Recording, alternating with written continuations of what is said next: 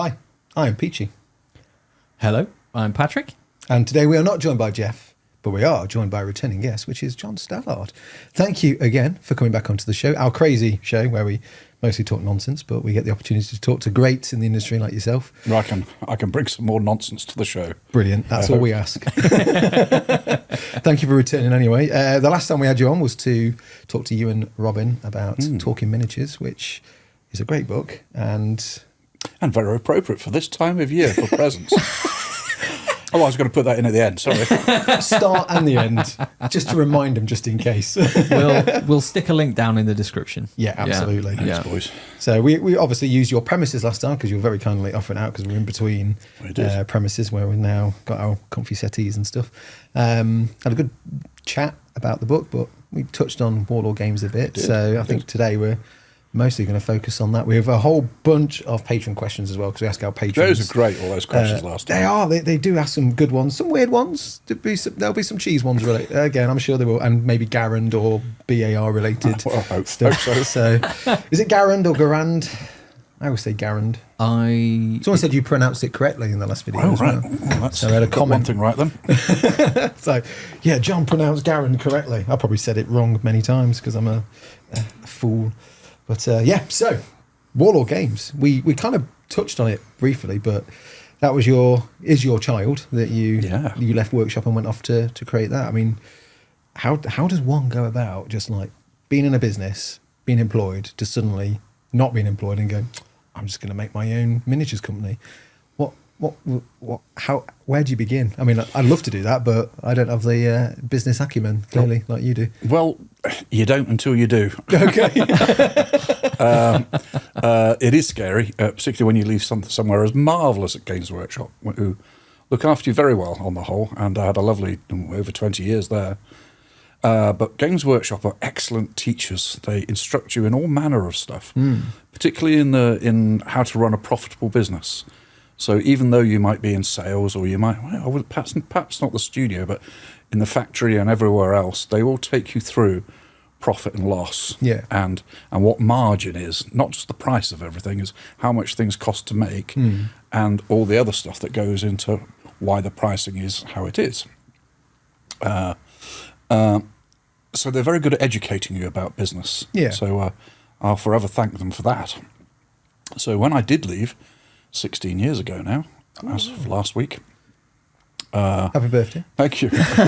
Even though we're very nervous about everything, I needn't have been nervous, thinking back on it now, because I had been well schooled in what to expect and what not to expect. Yeah. Now, one of the things I talk about Games Workshop endlessly still is about how remarkable their growth has been over 40 years, because they had absolutely nobody to follow. They'd made it all up as they went along. There was no master plan. Steve and Ian got together and they did their Dungeons and Dragons and all that. But remember, they were selling Go and chess sets and all manner of other stuff, which we call peripheral. Or, and their stores were selling Ouija boards, for God's sake, kites and water pistols. Yes, but utter madness. Anything that you could sell, the old Games Workshops were selling them in those first 6 stores. So completely unfocused. And yet, Games Workshop now, God bless them, 2,800 staff, a turnover of God knows what, and a profit of God knows what. And they built their own story, so they followed nobody. Because if 35 years ago, say, when they're starting to come to Warhammer and Citadel miniatures and that sort of stuff, if you'd gone to the bank manager and say, could I have £1 million, please? We'd like to make a box set of goblins in plastic. He'd think you're mad, because nobody had ever done that before. He'd think, what would you do with a box set of 24 goblins? You go, well, I'll play little games with them. You go, really? No, so out you go. Sorry, we're not giving you £1 million for that. And who could blame them? Because it doesn't sound like a very likely thing. And then by the time I was on board, about 1982, joining a very young Citadel Miniatures after doing my degree in psychology, which I didn't do very well with. I've started to get the fear then. Wasted education there. When I got there, it was the start of computer gaming, of course, and by the 80s, everybody was playing simple computer games. And by the 90s, all the journos, all the journalists out there, they'd written Games Workshop off, thinking, you guys are dead. And they used to come and do a piece about Games Workshop and say, oh, you worried that everybody's going to just do computers? I go, well, no, we all play computer games. Yeah, we all do. And then we do this as well, because this is more fun. And after you've spent, 20 hours painting up your Marine chapter or regiment, you've got something that's there forever. Yeah. 20 hours of pressing buttons frantically. What have you got? Nothing. Yeah. You've got sore eyes. And not Neck ache. much of a tale to tell about it. But 20 hours solid painting, you've got something wonderful, which if you wanted to, you could sell for more money. Yeah. If that's what it's an investment. Yeah. I always say, when I used to talk to the retail store boys, talking about why it's so important, is the time and energy you expend. If I lent you my shoot 'em up game from Vietnam game, and I said, right, can I have it back next Friday? And you say, oh yeah, but then you kept it another 3 weeks. I go, well, it doesn't really matter. Yeah. But if you didn't return my Blood Angels, when I say, I'd be around your house. But you would be. You said, look, you've got to give them back. I won't even lend them out. Exactly. That is fighting talk. And because of the investment you put in there, and anyway, so I'm slightly going off piece, but Welcome to the show. with Games Workshop's direction, I thought, right, what am I going to do? I thought, well, after 20 years, I should really do something different to model soldiers and try something else. But within not very long, I was drawn back into the gravitational pull that is Nottingham, and like so many people in Nottingham, set up my own business, for instance. And before I left Workshop, me and Paul Sawyer, in fact, my partner in crime, we'd designed a set of Imperial Roman legionaries, which are here. Yes. And we sort of sketched them out on a sprue, how we'd make them. In fact, Tim Adcock helped us do that, and how they'd all fit in. And we said, how would we make it? How do we sell them? Who would sculpt them? And but I was not allowed to do historical gaming at Workshop. Yeah. Unfortunately, a few other privileged people were allowed to have their own historical companies. No names, no pack drill. Yeah, we know who you are. We know who you are. But I wasn't allowed to for some reason, which I always thought a little unfair. So when I got let go, I thought, right, I'm going to make some Romans then. So I phoned up good old Bob Naismith, one of the best sculptors still around. Yeah, absolutely. Who knows his onions on historicals as well. I said, Bob, could you help us? He said, oh, hoots, mon, I'd love to. And so me and Paul went to see him. It's like he's in the room. And so, he did the concepts and everything else. And it happens that Paul Sawyer, ex-White Dwarf editor, he's got great passion for the Roman army. So I enjoyed the Roman army type stuff, but I didn't understand it very well. But Paul did. He knew it upside down, inside out. So we did a box of Romans to see what would happen. And just as we were getting ready to go to market, the Perry twins, God bless them, suddenly came out with an American Civil War regiment in 28mm in plastic, which they've been doing in secret.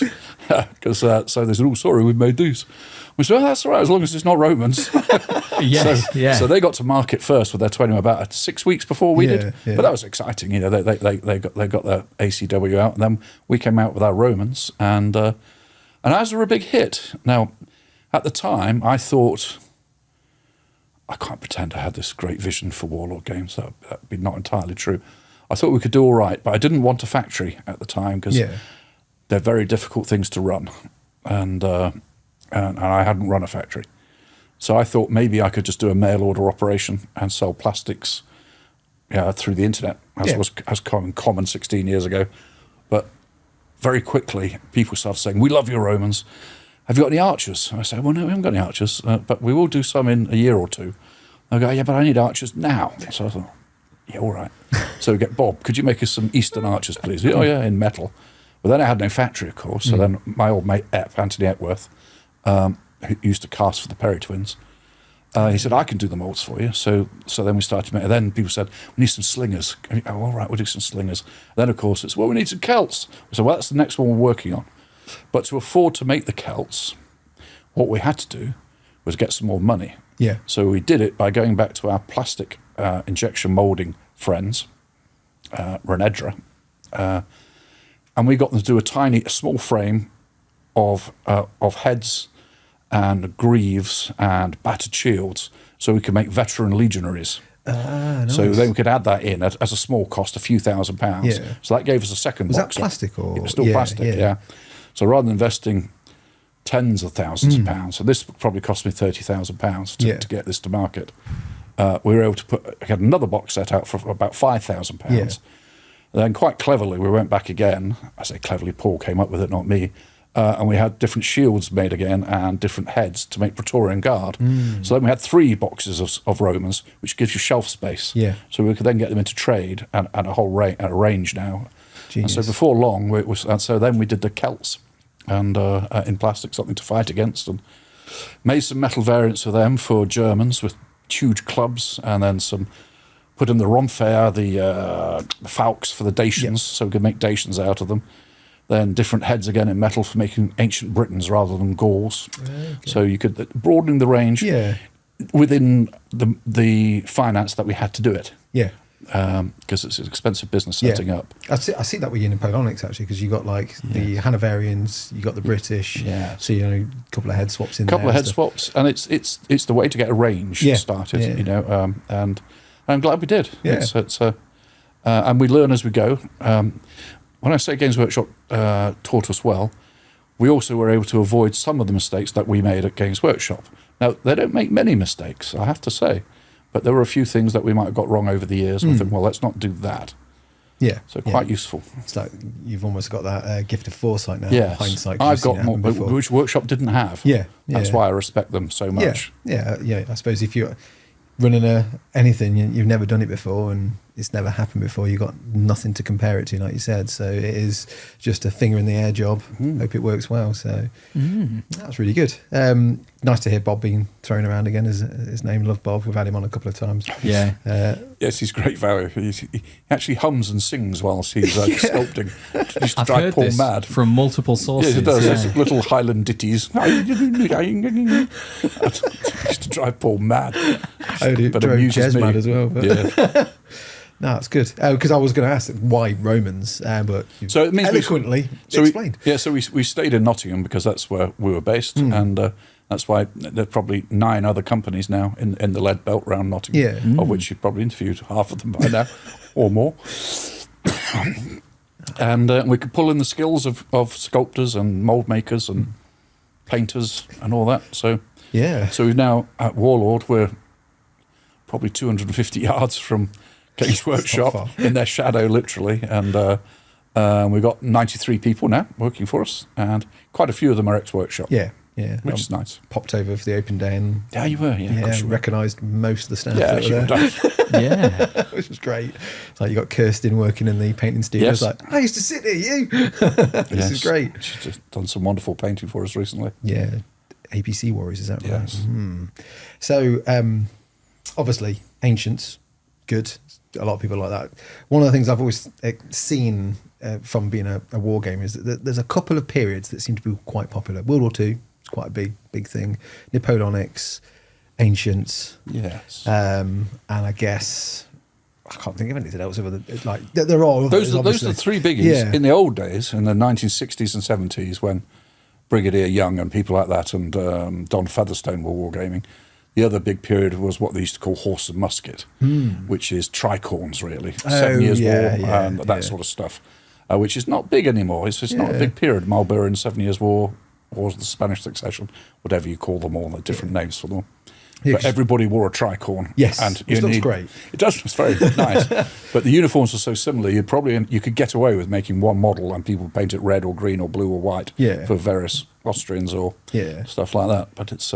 Well, so it's what I've always wondered, and I don't know if it's like because you talk to the Paris and stuff, but it always seemed to be like you never really got in each other's way with Rangers because they kept to like, mean they did do some World War II stuff, but it was Americans, Africa Corps, 8th Army that they did.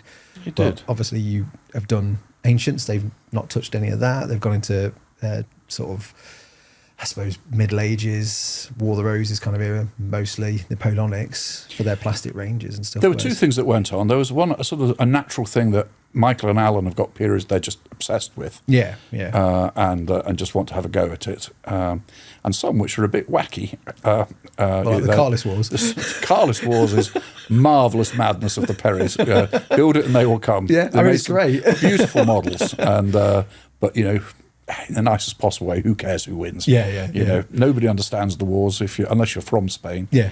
And they've just done a one, but they've got the character. They've just done plastic French, Prussian, Anglo-Prussian, Franco-Prussian. Yes, yeah. Beautiful models in plastic, and again, that's not a popular period. But the Perrys will make it popular by making marvellous models for it and educating people about it. I discovered there was a British commander who served, I don't know which side, I assume the French. I found a gravestone picture, I can't find it now, and his name was Colonel Christopher Peach. And I need to find more history on this guy. I was like, wow. he sounds awesome. I want to know more about this man. That's fantastic. Served in the Franco-Prussian War, which is great. Yeah. But, so I mean, they've kept to certain periods, which is great, and you've obviously moved Ancients, that's grown really well, gone into the bolt action side of stuff, so you've really hit like the World War II market really well. But then we've done things like move scales as well. Yes. So American Civil War was not a great period for me. I used to play it when I was young with Airfix models.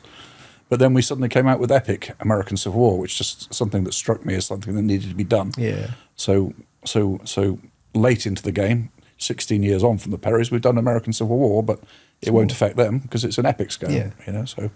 And then you moved into sort of Waterloo. The Paragonix. Yeah. I need to do more of the epic stuff because it does look really good. It's just time to paint all that stuff. Maybe I'll just leave it all the coloured plastics. Well, you can play good games like that with just red and blue. Yeah. I mean, I've seen quite a few people play that, and it looks great. Yeah. And you get the feel for it. Yeah. I recently got Hero Quest, and me and my son have been playing that. Because years ago when we first got it, 1989, I painted some of the stuff. My brother's painted some of the stuff. Not very well. Years later, you get the set and you're like, it's either plastic or half painted or just really badly painted. And it looks awful when you set up on the table.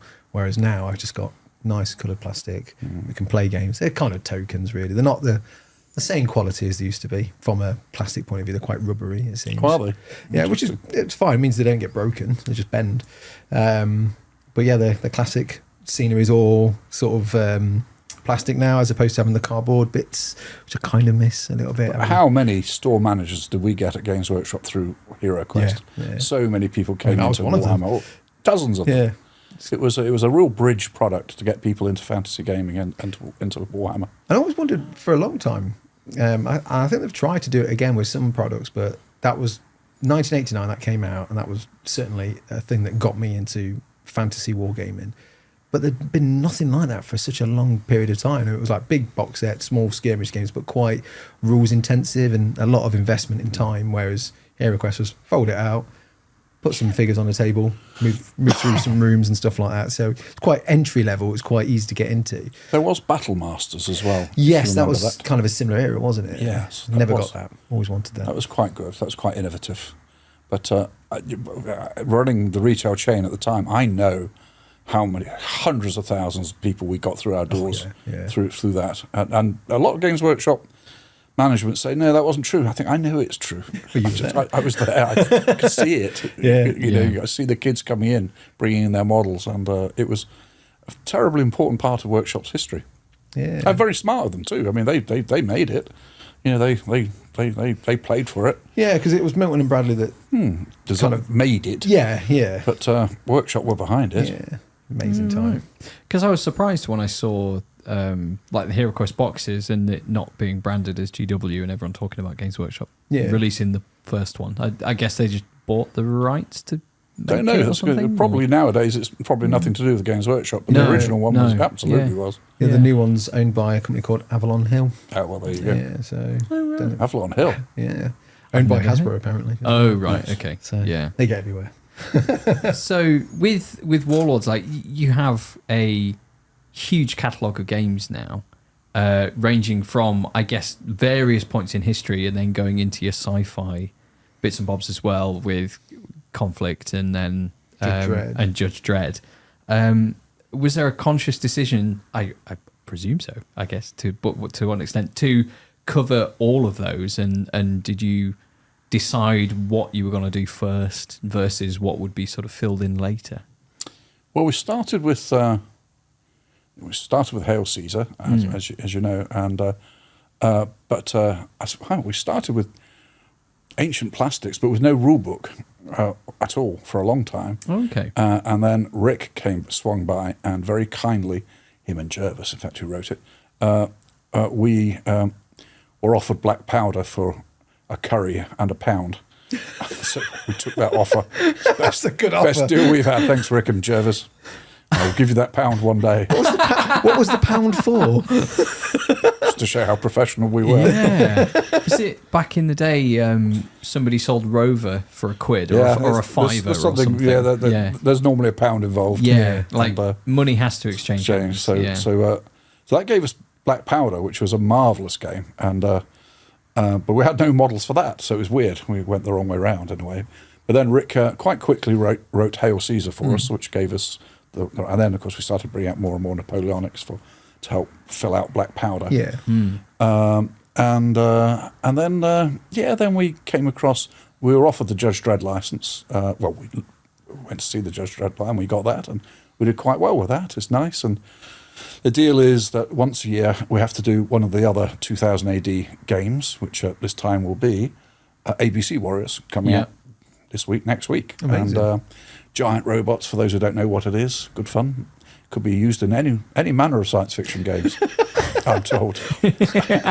Nice. But they are great models in themselves, and it's a great fun game.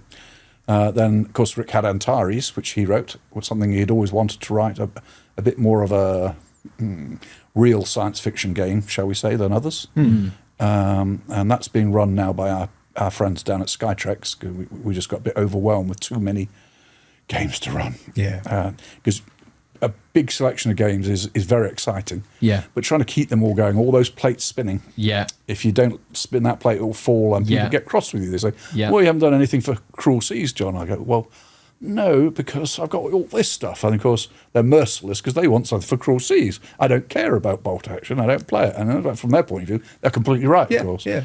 So saying again, Skytrex are bringing out more stuff for Cruel Seas, which is nice. They can concentrate on a couple of games.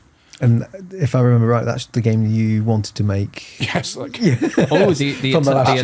submarine hunting. Tiny motor boats. torpedo Okay. boats, 1/300th scale. Yeah. Just the right scale for Vospers and E-boats and PT boats. And yes, it took me 4 years to get that out because my evil studio kept moving it to the back of the list, saying, "Oh, we'll do it next year," because nobody wants it. I said, "Well, they don't want it because they don't know they want it. Bring it out and it'll be great." And it did do well. But you had a tattoo, didn't you? Didn't you put a sprue on a War Games Illustrated, which is next door but one? That was one of our best moves, actually. You've reminded me. When we came out with the Romans, because we had no idea whether anybody would want 28mm plastic Romans, the nice guys that were in Edra did us one Roman model on a frame on his own, just a single Roman legionary with a separate arm and a shield. So we worked out a deal with them and bought 20,000 of those. And we put it on the front cover of War Games Illustrated. And for the first time ever, the magazine sold out completely. Oh, wow. Absolutely. Overnight, there were people buying more to get an extra model, and it's madness for one. Yeah. But if you're in the magazine trade, your returns are huge. A lot gets just made into roads around the world. You just pulped. So then we did an English Civil War set, which is my other passion, is English Civil War. And we made a single musketeer model of a musketeer, and we put that on the front of War Games Illustrated, and they sold all those out again. Oh, wow. So and it's great for them. So then we put a frame of those motor torpedo boats on, and all gamers all over the world, it doesn't matter who you are, you get a frame of something you think, oh, what's this? You think, but you're going to clip it together. You think, no, I'll just stick the mask on. I'll stick the guns on, but that's it. Yeah. Oh, no, I'll just spray it. Oh, that's quite good, actually. Before you know it, you think, why am I doing motor torpedo boats? This is mad. I'm not interested in them at all. But you give them to your brother if you're not interested, or your mates. You can't put them in the bin because that's a mortal sin. Yeah, it's a crime against humanity. Against God. Mortal sin, putting models in the bin. There's always somebody you can give them to. Yes, absolutely, yeah. But, you've got more money than sense if you're putting anything in the bin. It's wicked. It's evil. So it's trying to maintain the ranges is quite important. I mean, when you look at Workshop, really, they make two great games, and have done for a long time. That's Necromunda and Warcry. That's the one. Just throw that out there. and they revisit others temporarily. And 40k, occasionally Warhammer will come back to, and give it a bit of a spin on the disc. And And it suits them very nicely. Now, I'm not saying I'm going down to 2 games, that's not what I'm saying, but there is a finite amount of games that you can sensibly look after. Yeah. And sometimes you want to look after too many. Yeah. Yeah. I suppose, from your point of view, you've got like all those itches to scratch. Oh, yeah. And you're just like, I've got this, got that, got that. Whereas I suppose Workshop, it is a self-contained universe that's swords and shields or laser guns in space, and you can just worry about those two and add some little peripherals. Whereas there's so many different war zones, eras, timelines, fantasy and they're almost things all interesting. Yeah, absolutely. I find almost none of it not interesting. Yeah. Toy soldiers.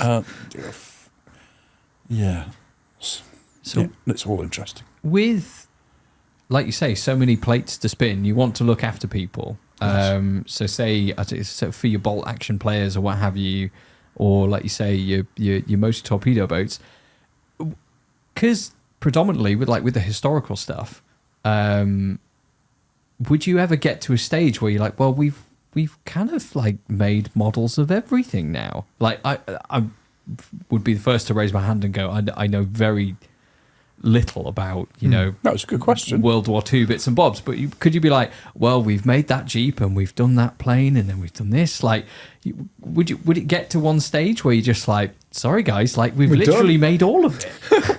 We've made history. We've won history. Well, it's taken us 16 years to get French infantry out for World War II. I mean, these are our latest French, and I mean, let's face it, there are a lot of them in World War II. And they go very well. That's nice, but it's taken us a long time to get round to them. But then there'd be things like Finns to do to finish, smaller countries, but who punch above their weight. Yeah. And then there's Paul's always up for doing more Germans. I can't help him. Before those, we nearly got some more Germans. So we did do some Stalingrad period Germans with captured PPS machine guns and things like that. Amazing. Let's get the French out first, Paul, before we go yet another German set, no matter how well they sell. Yeah. So I think what we'd do, though, eventually is we'd do the Games Workshop thing of different iterations. Over the 16 years, we've retired our first Germans, which we bought out probably 13 years ago. In the end, they showed their age, so we dropped them. And the same with our first British, so those moulds have gone now. Yeah. We won't be bringing those back. Because we thought we were being clever by allowing everybody to put whatever weapons into the arms. So you glued the arms on, then you had to try and fit a weapon in there and try and get them tucked into the shoulder, and it doesn't work.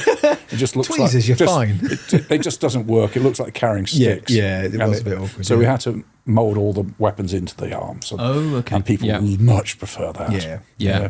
So you learn as you go. Yeah. It looks like a Ukrainian extra trying to hold a machine gun, doesn't it? does. Like really badly acted. does. Like, this is how you hold guns, is it? Exactly. It doesn't fit properly. That's right. And so there's time to redo all of them eventually. Most of them are great. But I say that when I remember looking at Ali Morrison's Oriental Hobgoblins. Can you remember those models? Remember it. Yeah. From years? And I saw them when I was working in mail order at Citadel. I thought, models can never get better than that. and that's what I just thought, that's it. Yeah. That's the best models ever likely to be made. And I'm sure now Ali would himself say, well, they're not the best models I can make. Yeah. But they were bloody good for the time. Yeah. But things just move on, and you find another way of doing things. And Oh, and I have favourites, and then I love the Mordheim Sisters of Sigma, and then I got a set, opened it, we did a video, and I'm just like, they are dated. I mean, they're nice. And how is it? Because I when we're in the pub, I talk about this with our mates. I say it's pub talk. Is how can models date? Yeah. Because when you say Ali Morrison's Hobgoblins, the best in the world, everyone will say, oh yes, those are marvellous. And now you think, Yeah. And you look at historicals, no names, no pack drills, but I look at some other companies and my early models, and I say, oh, those are a bit dated. And what is it that's dated? I wonder if it's like, because the old days, and people still do it now, it's because it's hand sculpted, you can only, to a certain degree, you can only get to a certain scale and realism. I mean, the Perrys kind of blew that out of the water a bit with the Lord of the Rings range, because a lot of things were a little bit more, like the hands were smaller, the weapons were slighter, things were more in proportion. But certainly the old workshop stuff was quite, I mean, I forget my matriarch, my Sisters of Sigma matriarch, and stick it next to a plastic one that I've made. The face is huge. It's like there's 4 heads in the face, so that the head's big. Everything's like more amplified. Yeah, it was all about the balance, because Brian largely, and under his tutelage, it was when you're looking at something from quite a while away, you had to have the weapons heroic. Yeah, So yeah. huge double-handed choppers. So you had to have big hands to get round it. So a bunch of banana hands, and then you had to have big feet to balance it. So then big feet, and then a big head to identify it, obviously as a whatever it was. So there was a not a caricature, but close to it. And you're right. Then in historicals, you can get away with a better proportion model. Yeah. But even then, if I compare, I still prefer our weapons to be just a little touch over scale to look chunky. Yeah. Because when you carry a rifle, they're bloody heavy. Yeah. They just are. And a little bit of chunkiness, so they don't break as well when you're on the tabletop, you're breaking. The M1 carbines are the worst with those really fiddly little nozzles. The barrels. They break unless you thicken them up a bit. Yeah. And, well, that makes sense as well, because I remember we had some plastic Tomb Kings come through the studio, and they were quite nicely scaled because the skeletons, everything's smaller, because certainly the older skeletons, you couldn't fit a human around that, because that's supposed to go inside the human's body. Yeah, it's bigger than the human. I don't understand how does that that's work? got to be on the inside. how does meat and then like skin go on there? And they did the Tomb Kings. They were quite slight, quite nice, but the spear shafts were like really thin, and we paint a load of stuff up. They're like, you're gonna have to snap all the spears off because we've had to because they'll just break and we can't cast them, so we're gonna have to make some new ones now, because it was all the plastic Tomb King stuff. So I had to snap off all these 40 spearmen, snap off all the hands, and then just glue on a new hand, because the shaft of the spear was bigger, because although it wasn't realistic, you didn't know. It wasn't realistic, but it made sense from a painting, durability, which is right. But I suppose like with technology as well improves. Like it's like 3D sculpting makes things a bit slighter. The analogy that I would go down is one to look at being like visual effects in movies, like when Jurassic Park came out 20 something years ago or whatever it was, and everyone was like, oh my god, like visual effects is here, dinosaurs are amazing, brilliant. And then you look at it now, and whilst it's still very good, I think I think that's a very good point. And because, like you say, like technology, everything, you can't get in the way of progress. You know, the first Avatar film came out, and it's like, oh my god, like blue people, but they're real. This is insane. And then you look at it now, and you can like, I remember watching it in the cinema, thinking that looks real. Yeah. And then you look at it compared to the second one, and you're like, okay, no, I can see where some of the textures are a bit flat, or this, that, and the other. It's just more time, more practice. Modern sculpting is so much better than it used to be. There's so many people out there now who can sculpt beautifully. It's kind of leveled the playing field a bit. Before it was a few fantastic designers who dominated, but now there's a lot of the youngsters in there now who can do as good a job. There's so much choice as well, because we've recently been passed on a 3D printer, and there's just so many sculptors out there that just do all these STL files that you can download. And I've just been like looking through all these different artists, and like, that's an amazing, I like that, I want to get those, I like those. And some of them, I guess there's almost like a style with some of them. They all look like they could be from the same range and same company, but they're all very different sculptors and artists. So there is that's a fantasy style that seems to be quite popular. And there's a bunch of people that do Star Wars ones, so you can have like remnants from like the later books where they're all a bit sort of, there's a scout trooper who's got a stormtrooper helmet, and then a shore trooper leg piece and stuff, and like a stolen like rebel gun. I was like, I like that. That was quite ragtag. Well, I still think it's a shame that Workshop never took a license for Star Wars. I would have loved them to have done that. Bob was saying they did or was it Gary saying that they did a stormtrooper? Bob did a stormtrooper, yeah. Bob, wasn't it? Yeah. Got one at home. Yeah. Nice. Yeah. Is that the stormtrooper? Is that the original? I think there are probably 5 of them that I heard of. Yeah. I've got one of them in my cabinet at home. So he did the first one like in an afternoon or something. Yeah, it looks like it's been done in an afternoon, Bob. But it's very nice. It's very good, really, Bob. But it's nice. It captures it very well. Yeah. That's what Bob was brilliant at doing, was capturing the look of something, the feel of it. That was his genius. He can do detail, but he doesn't need to do it. Again, that's what some figure designers are just marvellous at, the human form. Perry's are superb, because they've done all their reenactments. They know how heavy a Bren gun is. They know how heavy a sword is, and a longbow, how you carry. They've done all that, but they don't obsess with the detail on the guns. they stop at a certain stage, or no point in putting a cocking handle on it or Yeah, whatever. yeah, They think yeah. because people fill in and say, I know there's a cocking handle there, press that, but it looks like a brain gunner, and that's what they do brilliantly. That's their genius. Yeah. I do love. That's interesting. I mean, I've like with the Warlord plastics, because I'm a big fan of Napoleonics. I'm taking things from Warlord Games, Perry's, Victrix, combine them all together. Because the great thing now is before there was one set of British for Napoleonics, words coming out, word amnesia. One set of British for Napoleonics, which were the Perrys. One set of French. There wasn't much, and then Victrix brought some out, and they were quite chunky and characterful. Oh my God, what's going on? I need another tea. That's what I need. But it was quite hard to do like kit bashing, because I'm a big kit bash fan. But now there's so much choice. The Victrix ones, I think, are beautiful, but I might remark overly complex if you're trying to do whole divisions. Yeah. Gluing so many muskets together and so many heads, you think it's beautiful for a battalion. Yeah. Maybe a brigade. Then after that, I tire. I think, no, I just want 6 battalions. Please, spread, get done. I think the Perrys adapted that a bit with some of I think it's the Prussians and the Austrians, where they're all, got them at March. And you guys done that as well, which I really like, because like at the time I had no Portuguese, I had no Spanish, I had no Lancers, and now I can just get a box of Portuguese, which is great. I look at the Victrix Polish Lancers that came out last year, and I think it's probably the best set of toy soldiers around. I particularly love the horses. They're truly amazing. Beautiful horses. Yeah. And exquisite models. I bought a regiment of those. I need to have a look at those. I got your Vistula Lancers for the games night, because we went on there to play Sharp. And we did a game of Sharp, and I was channeling my inner Sharp. So I was not going historically accurate.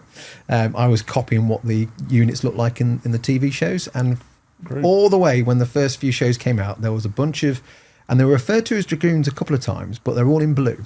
And they had these sort of Lancer hats. Thank you. I can never pronounce it. I get away with it. And I was like, who are these guys? And I'll look through, and there's like, all the Dragoons are like green, and they've got like helmets and stuff. And who are these supposed to be? And it wasn't until I saw your set from at the open day, and I was like, I think they're meant to be a Polish light horse. Is what they're meant to be. Yeah. I think that's what they were. So I built up a set, and I was able to do my Ukrainian extras on horseback, which was amazing. So it was all Ukrainian extras that were used in the filming, because then they did it in the Crimea, didn't they? Somewhere around there. Oh, that's where they filmed it. Yeah, Didn't go to.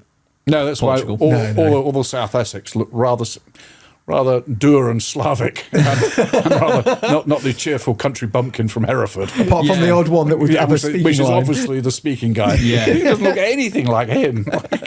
He's, and they're all rather morose-looking guys. I was thinking, what are we doing here? I know we're being paid. So Just like, look to your front. Got to fall down and die? Okay, I'll fall down and die. I could do that. But yeah, thank Lord for Warlord Games and their Polish Vistula Lancers. Wow, we're here to serve, so. Am I correct in thinking there was a few comments on the video where people were like, "No, you've used the Vistula like, Lancers these aren't box." Dragoons. These are. I'm like, but we're basing it off the TV show. You're missing the point here. Sharp wasn't a documentary. yeah. So someone goes, actually, and then you go, well, actually. Double down on the actually. It's not historically accurate. I know. Yeah, it was designed that way. Yeah, I know the Perrys hate Sharp. They hate Scene Bean with a passion. Do they? Oh, no. That's great. Oh, we can never have them on now. Oh, that's it. That's it.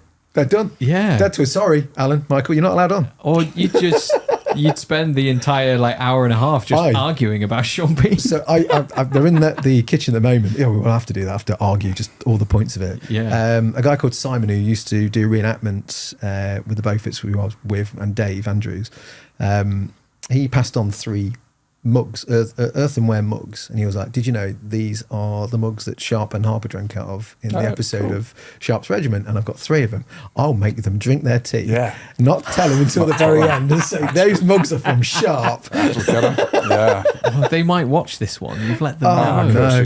No. Damn, I'll edit it out. Yeah, beep, just beep, blurb. Beep, beep. Like it, nice. So I mean, there's so much going off, and ABC Warriors are coming out soon. What are your plans going forward for your Rangers and stuff? Just for the next 16 years. We tend to plan for 3 years ahead. So if Paul Sawyer were here now, he would be able to provide me with 3 years largely of the main stuff. And then so every month we have a plastic release of some sort, something in plastic, either a completely new plastic box set, or, for instance, we had the Italians, the normal Italian infantry. Then 6 weeks later we had the Bersaglieri, the light infantry, and then we had the mountain troops, the Alpini, which is another slight change in for weaponry and hats. Yeah, I was going to say about those weird hats. That's again maximising the use you can get out of your plastics. Makes a lot of sense. That huge investment of going in. So that's 3 lots of Italians, for instance. So we then bring out, obviously, resin and metal to support.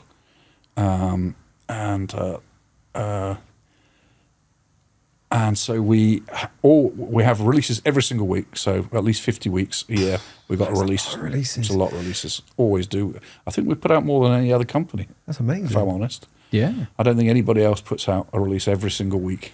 And we're trying to have two reasonable size hits in a month, and 4 main games, 4 main things. Yeah. Is what we try and go for. So ABC Warriors is one of the things for next year. Yeah. Then we'll have 3 other big games coming out, which you'll get behind.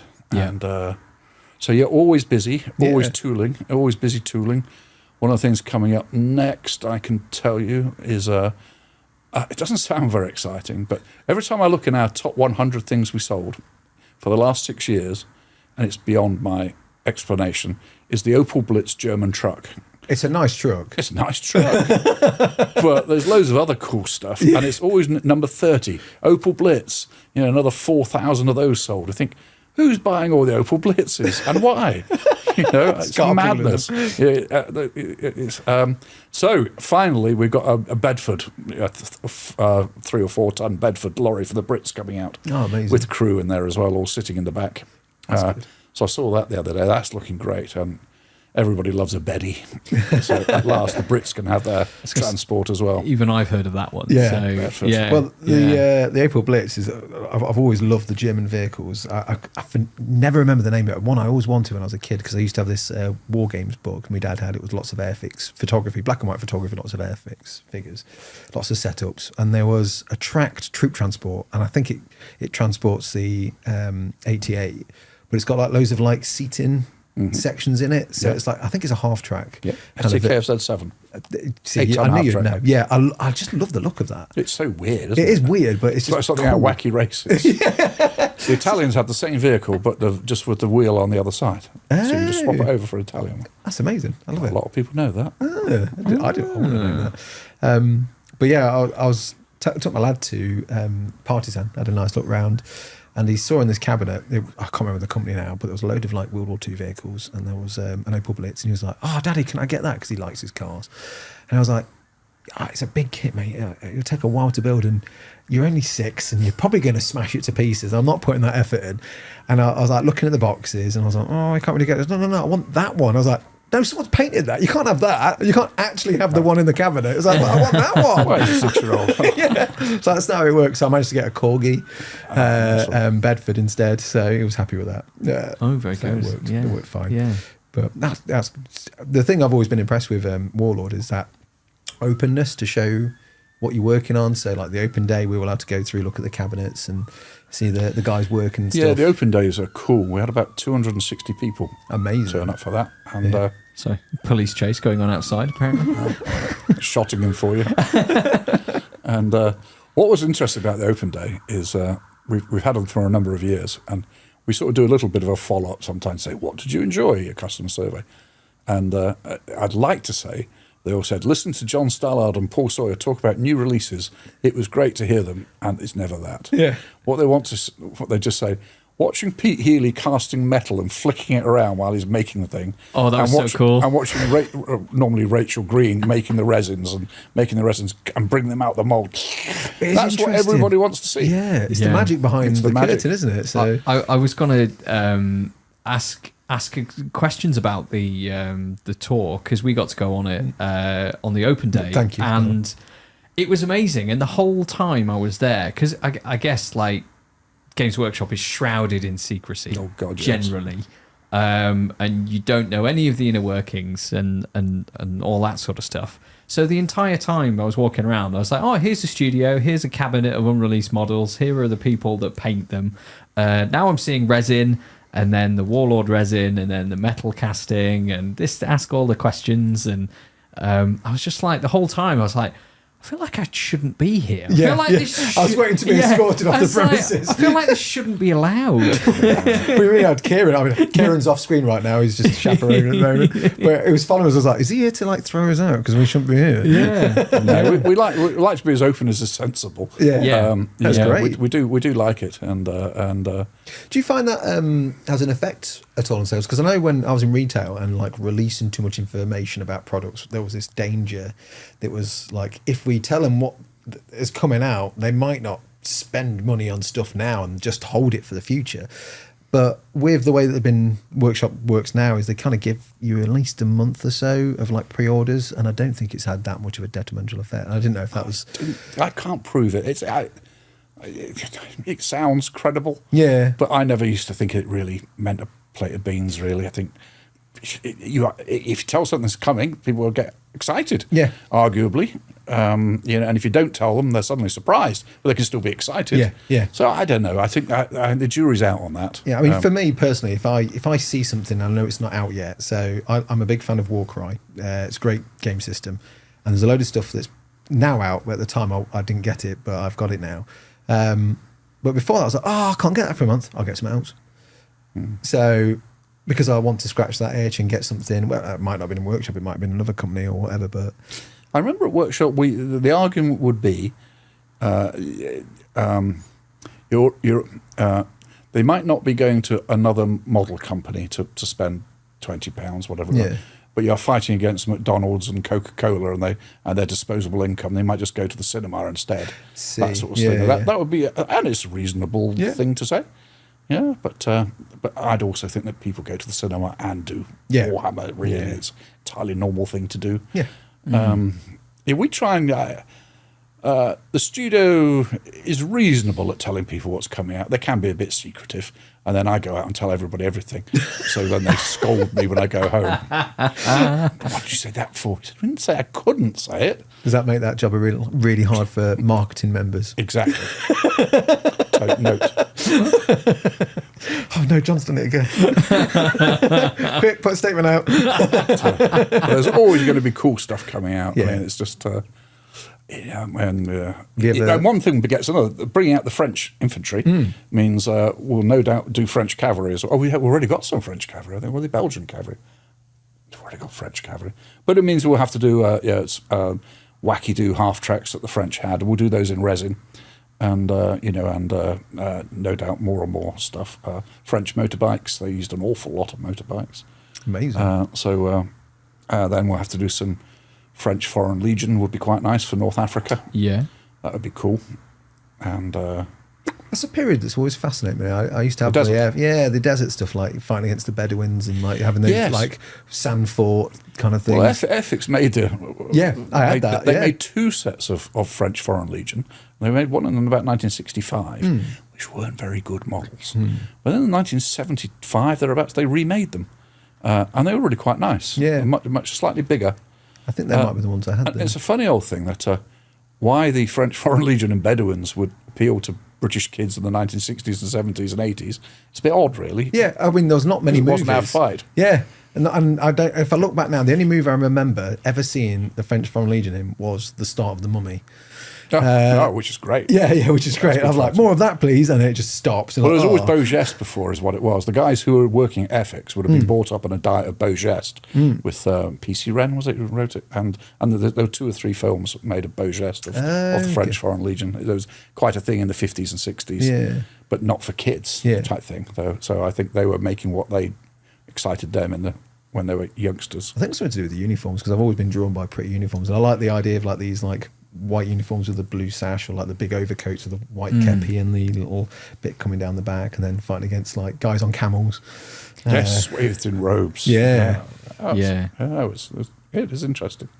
I never really had I enjoyed both sides. I never had a like, oh, these are the goodies, these are the baddies. Just like, they're cool. Yeah, that's another one of who cares who wins. Yeah. Who cares who wins? That sounds like a good motto. Yeah, it's like a more apathetic version of the SAS. Who cares? Who cares who wins? No, they're both fantastic sort of stereotypes. They're both fantastic. Yeah, the drills and well-armed ones and the more avatistic, wild ones. It's great. It's good mix-up. Is there a period you want to explore that you've not had a chance to do yet? So many. Right. So many.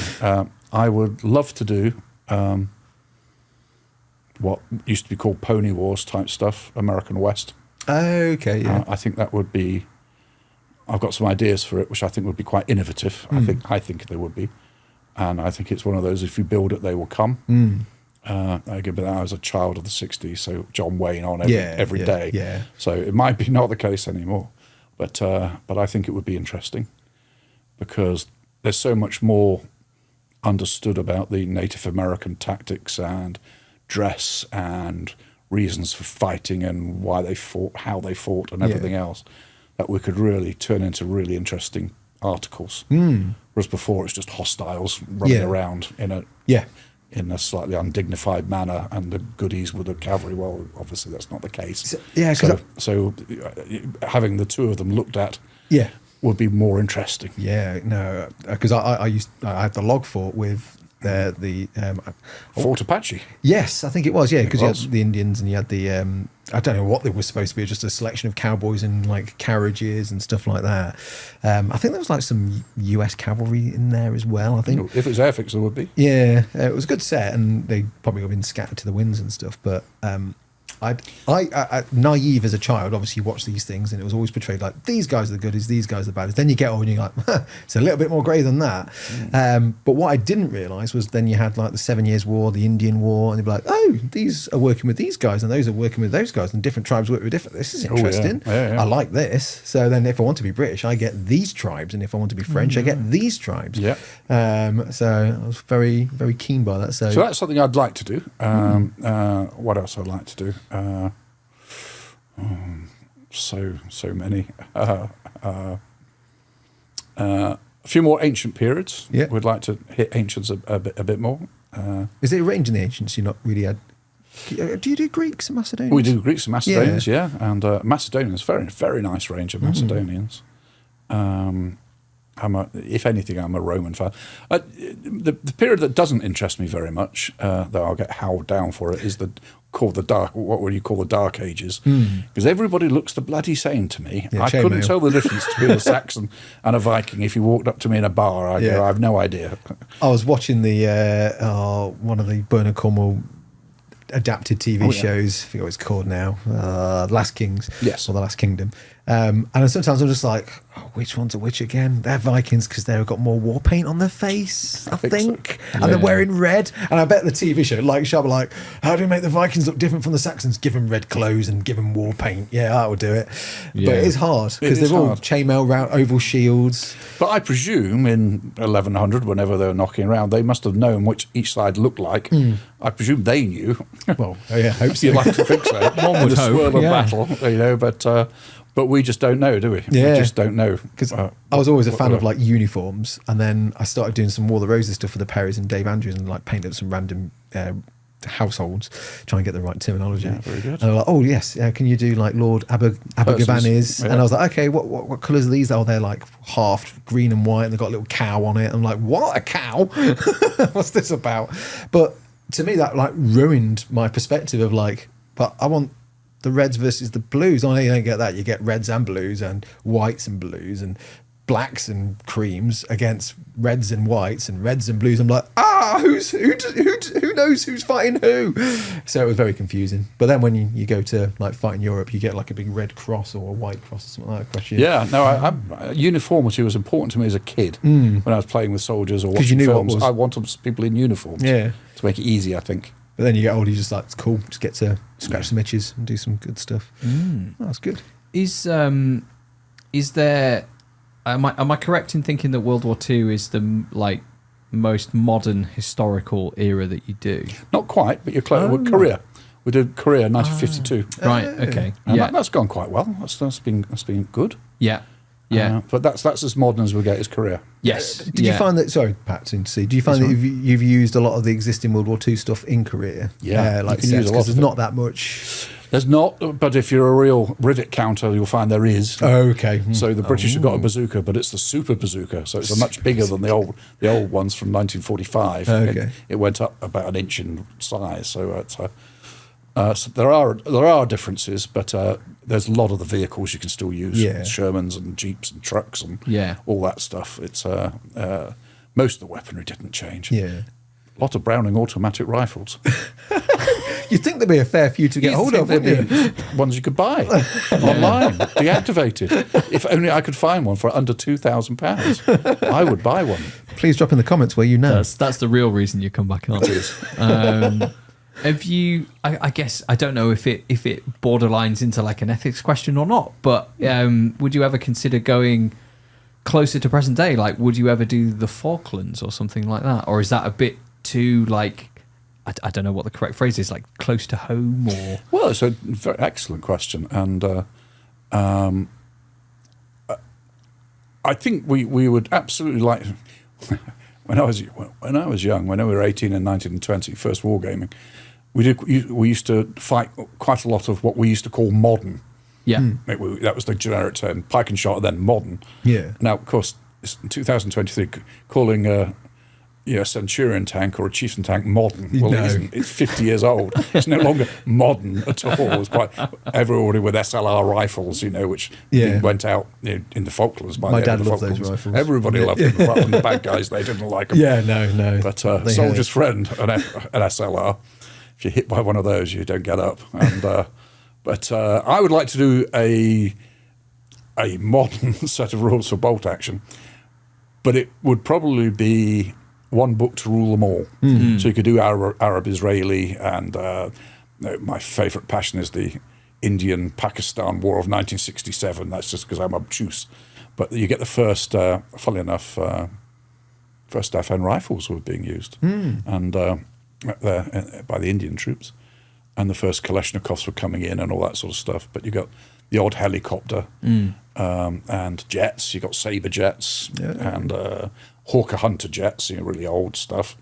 But Bren guns and Sten guns, and the Pakistani troops are in American kit, and the Indians in British kit. Oh, wow. But then you get Gurkhas as well. Yeah. Scary Is it like blighters. a mock sort of like British versus Americans kind of thing? It is. Oh, wow. And Patton tanks against Centurions. Now, Patton tanks had all sorts of things like special range finders and everything else. The Centurions didn't. But the Centurions whacked them around every time. It's the better crews. Always about training. Yeah. But so I find that interesting. So I'd love to, so then there might be 4 or 5 supplements for doing Arab-Israeli, a small one, then Iranians, Iraqis, particularly gory war, admittedly, but all war's gory. yeah. Well, I think about it quite often, and I think, what do I think about it? Then I know that an awful lot of my mates have been in the armed forces. They've served and they've done their time, and if it's all right for them, then it's probably all right for me to game it. Is the way I see it. Yeah. And you find something like Brigadier Young, who wrote Charge, one of the early War Games books. He went on Desert Island Discs to say he thoroughly enjoyed World War II. It's a view. He said, I guess maybe he enjoyed his time there. I don't know. he was cross. The Americans dropped the atom bomb because it shortened the war before he could get out there properly into the Pacific. Oh, God. Okay. He was a man of his time. Yes. I should say. Eccentric fellow. Yeah. But yeah, no, an awful lot. I mean, a lot of the old rules writers, they've been in the army. Don Featherstone, I think he was in Churchill's. I think he was. Yeah. Was it Charles Grant? One of the two. One of those two was in Churchill's during World War II. And he had no problem writing up rules for Panther tanks and Tigers and things. So that's what I think. Yeah. Yeah, I mean, my dad was around during the Falklands era and stuff like that. I didn't go to the Falklands. I think he had just moved into the armed forces, or at least, I mean, it's a tank division as well, so not quite sure. Not many out there. Yeah, there'd be a much use on that craggy ground. We sent some Scorpions over. Yeah. Some Scorpions over. Yeah, he used to do some of the armoured cars, I think drive Scorpions, Chieftain tanks. It was the 9th, 12th Royal Lancers, so cavalry related. But he's never been bothered by, like, painting up modern day warfare games and stuff like that. And he's a big fan of like computer games, so he'll just sit and play like any kind of Cold War era, which was his era. The Cold War was his era, so he's happy to play like Cold War era games and stuff. It just doesn't bother him. Well, I think that gives you a pass if he's not worried about it. Yeah, exactly.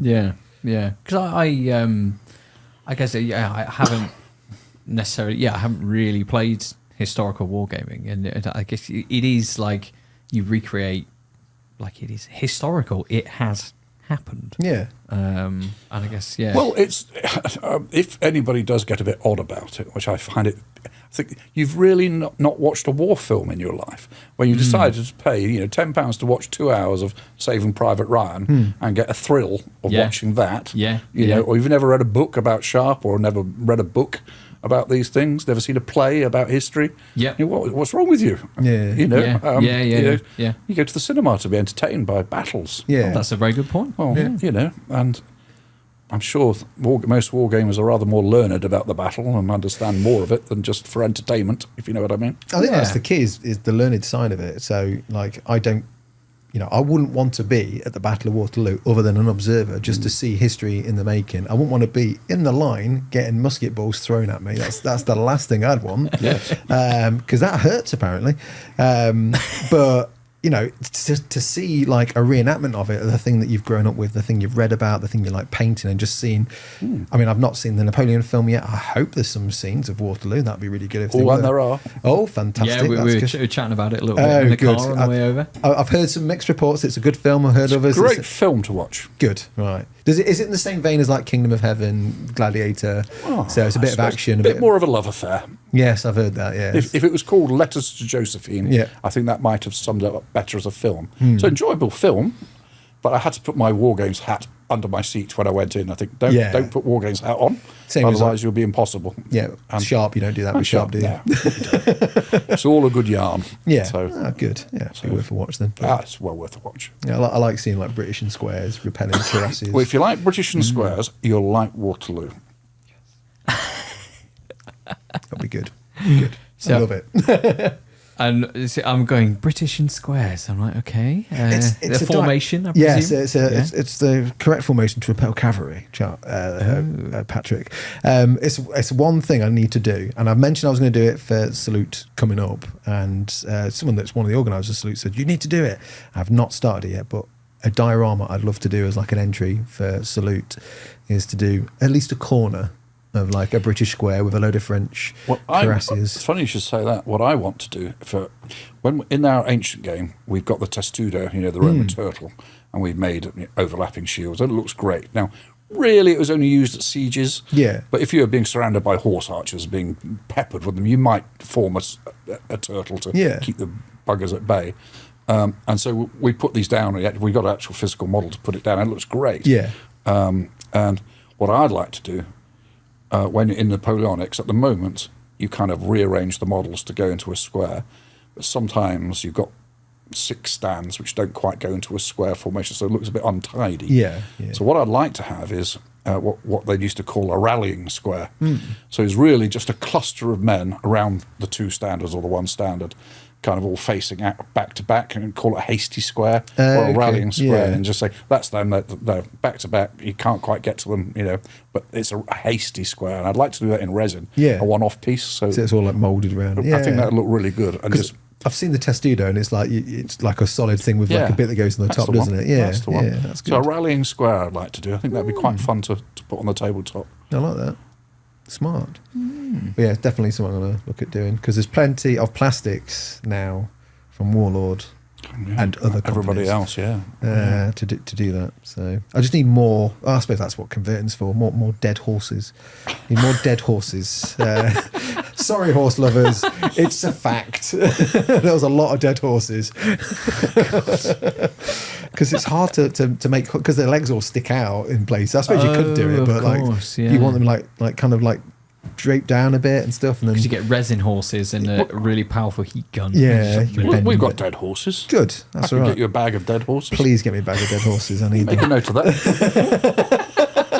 I'm gonna take that sentence completely out of context and just have it as like my ringtone or something. I can get you a bag of dead horses. Make it a YouTube short. We can throw the odd cow in as well. Yes, yeah. Need There were cows Need dead there? cows. No, but you could use them for anything. Oh, okay, fair. Yeah. No, you sadly see them always in the Normandy Yeah. pictures. Cows on their side, and they all bloat up with gas. Of course, Yes, poor things. yeah. So we made some of those for the Normandy battlefield. A bit gruesome, really, but that's war. Yeah, it is. Yeah. No, yeah, crikey. So before we move on to our Patreon questions, because our lovely patrons have given us a whole swathe of questions to ask you, John. Swathe of questions. Is there anything you want to cover before we move on to that? No, it's been lovely coming here. I love your new offices, by the way. Yes. They're very posh. Yeah, it's nice. We have plans for other corners, and more. I need some cabinets to put toys into. That's our missing thing at the moment. Well, it's surprisingly tidy for two or three men who should know better. It's pretty tidy. Well, the bits that are on camera are tidy. Yeah. There's a corner over there that's currently a bit of a dumping ground. Don't ruin the magic. Oh, okay. We've So all ruin the seen magic. a lot worse than this. yeah. Well done, guys. Yeah. Lovely. Excellent. So, yes, we do have some questions from our patrons. Oh, have you got them? I've got them here. I mean, we can take it in Yeah. turns. We've got Chris Tomic, who's saying, does Warlord ever get influenced by community feedback, homebrews, or complaints when it comes to their games? Or do you try to limit your exposure to the unwashed masses? Oh no, Stick out tongue emoji. I know people always say we always read everything from our customers, and we do. We've got 4 guys in customer service who have won the last 5 years prizes for best customer service from War Games Illustrated. Oh, amazing. Magazine. So How much do you have to pay them for that? not very much. 5 years in a row, which is the prize I covet most. We've won Yeah, best that's good. miniatures range and things like that, and that's all lovely. But best customer service is the one that pleases me most. Means you're doing it right. So they act within 24 hours. They read everything that comes in, and if there's anything wrong, they do put it up the chain very quickly, and unless it's mad, something will be done. Occasionally you get the guys who write in green ink, enraged by you having done something. There is no reasoning with some people, but in general, we will always be the bigger man and say, "Well, we're sorry if we got that wrong." Yeah. And try and put it on. So yeah, we love the customer feedback, which is also why we have the open days and people say, "I think that stinks." You think, okay, Yeah. Thanks for that. Tell us why it stinks then. yeah. Yeah, that's good. Yeah, it is good to listen. Sometimes there is like just loud noises, and other times there is some sense. You're like, oh yeah, it makes sense. I can see where you're coming from. Matt Dot Paints. What was it like working with the BBC for the Doctor Who range? Urban Legends says it was a bit of a nightmare. Yeah, well, another great question. I'm a huge Doctor Who fan, and I thought, wouldn't it be good if we could get the license? Because and Paul is a big fan too. So we went suited and booted down to London and for a meeting with the BBC, and they were unbelievably easy to deal with to begin with. We went in; it was all lovely. We all had a cup of tea, and we said, "May we have a license?" They said, "Certainly." And we said, "Oh, we thought we'd have to jump through a million hoops for it."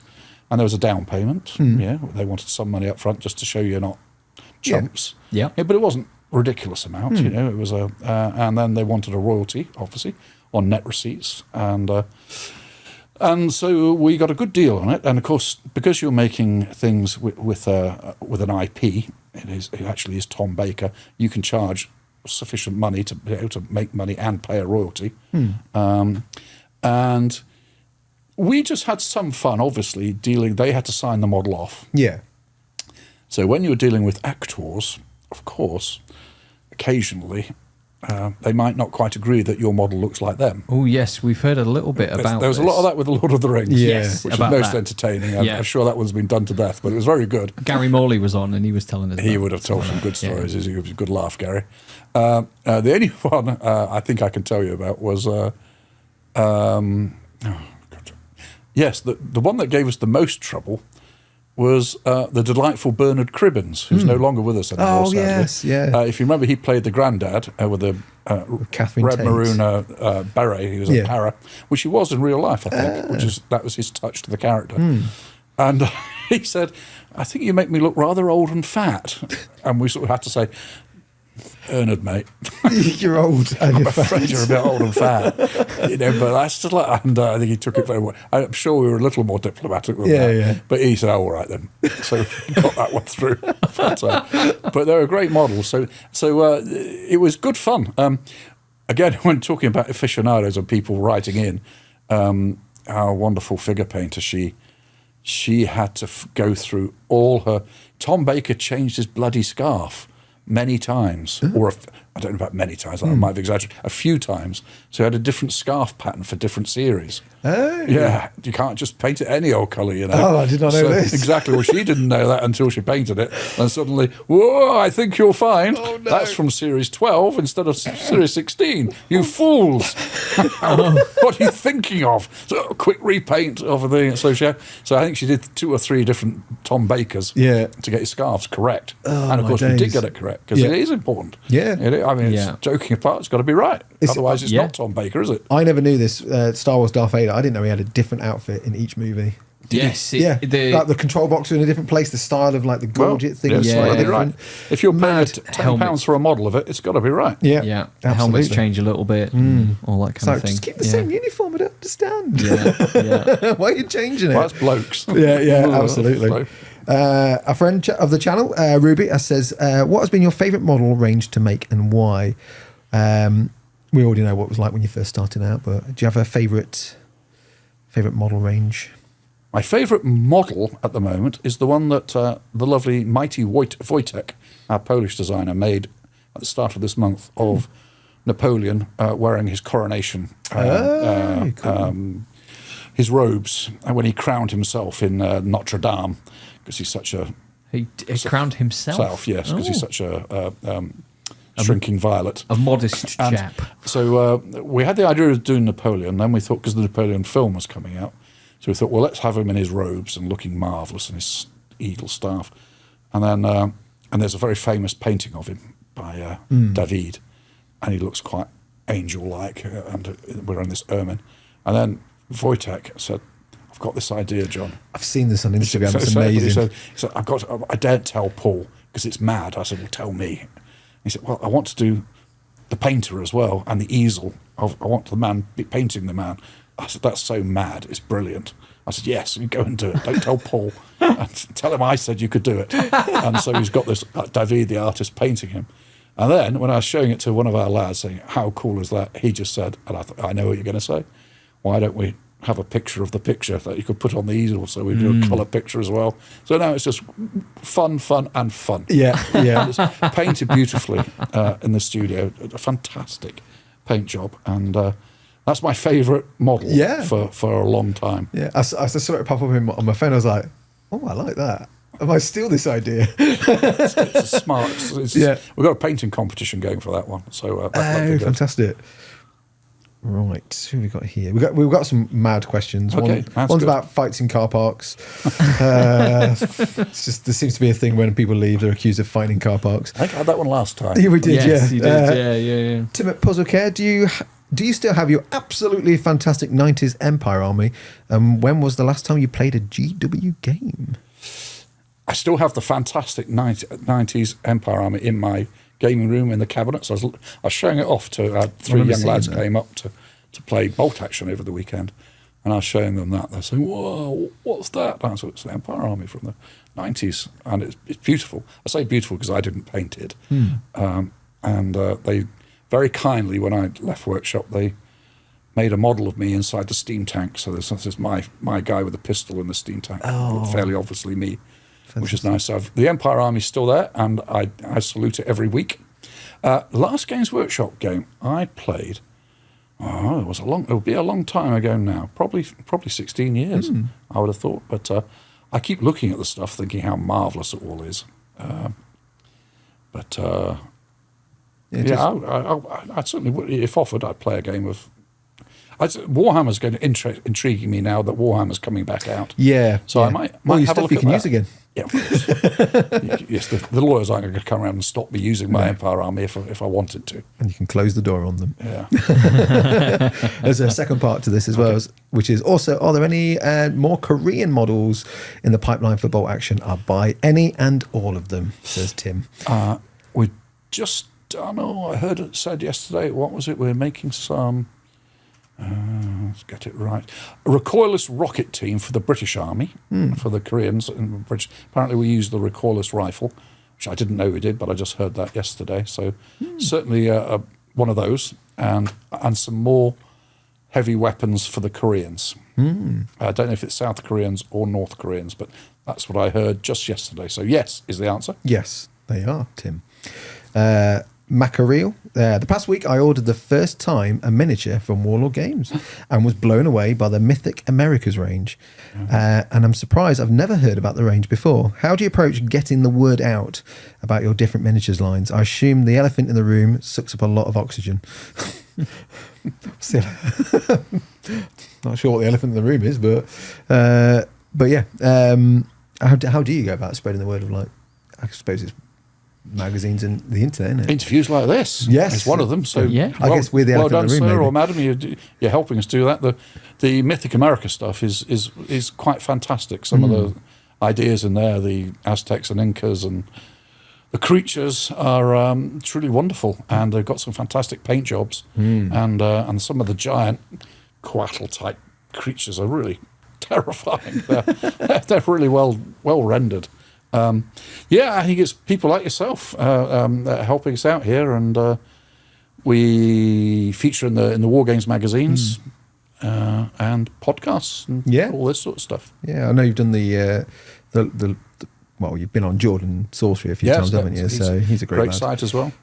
This looks like a long one, but I'll give it a go. Richard McPherson. Hi, John. Going to start with an apology that I can't get you a BAR. So sorry about that, because he got us biscuits apparently, and he feels bad for not getting you a BAR. So unless he thought he meant bar, just like a bar of chocolate or something. As a Herefordian and a local interest, the regiment, will there be anything more to do with the SAS in Northwest European theatre of World War II? Probably is, but been out of the bolt action loop for a while. Also, plastic SAS when? Sincerely, Rich. So yeah, will you do any more SAS? We can't. Not our last. The 3 special models we did before the Napoleon fig were all SAS. But they were all desert. So we need to revisit SAS Europe. One of them that we have possibly is, let's get his name. Is it Larsen, who was one of the Danish SAS guys? I think he might have got a VC, he certainly got some medals. Bit of a nutter. He sadly died taking apart the Germans. So I think his name was Andy Larsen. He's certainly on our list of SAS fantastic. Northwest Europe to do. So yes. Good. So, did you want to jump in with some as well? So I was No, carried away. Yeah, absolutely fine. Alex Knott, which were the first War Games rule sets that grabbed your attention and made you want to look at War Games as more than a hobby?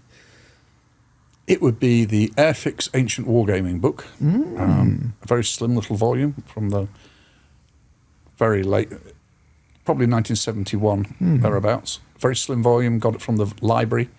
It showed you how to play with Airfix Romans and Airfix Ancient Britons in plastic. And by using a matchbox as a howdah, you could put it on the back of a Britain's elephant and have a Carthaginian war elephant. How cool is that?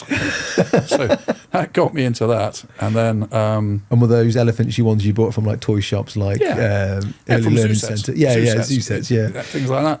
So that got me, that was my first set. And then it would have been Charged by Brigadier Young, which was all tricorny, which was very hearty, shall we say. And in it he said, in World War II, my men never ran away. So I don't have morale rules. My men fight until they die. I was going to ask, it's been on the tip of my tongue for ages, because I remember it in like workshop, it must have been you, like at a management meeting saying about it. I was like, I need to know what book this is, because that's amazing. No morale checks because my men don't run away. That's brilliant. Absolute genius rule set. That's that one. Ben Rippin. Hang on, I'll just go back to Brigadier Young. Oh, yes, please do. Just a story, because he set up the Sealed Knot Society, so I did get to meet him a few times. Amazing. But he famously said, I could never shoot a German if he didn't have a helmet on. As soon as they took the helmets off, he said, I couldn't shoot them, no matter if, even if they're armed. Yeah. But if they had a helmet on or a hat, he could shoot them. That's mad. Eccentric fellow. Looks more sinister, maybe. I don't know. Dunno. Maybe it's the Stahl helmet just does it for him. Hates it. Ben Rippin, customer service from Warlord has been fantastic whenever I've ordered from them. How do you go about training staff to ensure the customers feel satisfied, and how much of that came from your experience at Games Workshop? All of it came from my experience at Games Workshop. Makes sense. Go back to that, revisit that. Brian Ansell and his wife Diane, they thrashed it into you very early on about customer service. And Games Workshop was all about being fantastic quality product and customer service, which is why I believe they can justify their prices, personally, because it's of such a quality. And it's not like they're selling loaves of bread. You don't need it to survive. No, but you it's true. would like it if you can. And would we all like it to be cheaper? Yes, please. But they don't have to. Yeah. But no, my four lads absolutely came from Brian Ansell and Diane, eating it into me that people have options, and they don't want to buy your stuff if you're not on the ball. Yeah. Yeah. I mean, I always remember from my experience of being in retail and stuff, like, it was always classed as like one of the best customer services. We were fantastic on the street. You guys rocked. You were 25 years ahead of your time. Yeah, in customer service. I mean, I look back now at the stuff that we did in retail, and even like with the web guys as well, because the customer service team that have to deal with a lot of the fallout of whatever happens. They're just really good. They're on it, and I went to shops and I was like, why is no one else doing this? Does it annoy you now if you go to a store and they don't look after you? I mean, I can go to the customer service department, stand there, and I could be there for 10 minutes waiting. I'm like, I would never let that happen when it was. So anyone's at my desk looking to do a return, you dealt with it straight away, and you gave them the best experience, except that one guy that shouted at us because his Xbox wasn't working. I was like, if you can find one, it's yours for free. Couldn't find one, surprisingly. Idiot. Then he blamed his wife and stormed off.